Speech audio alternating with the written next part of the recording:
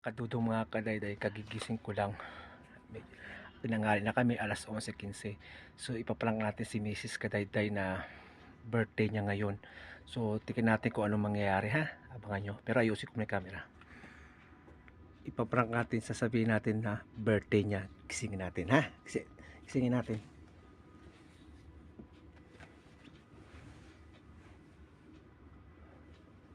Happy birthday to you. Happy birthday to you.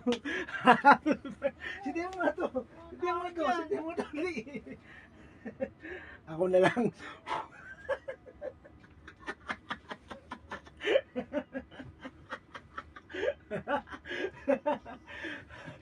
Baka hindi kita.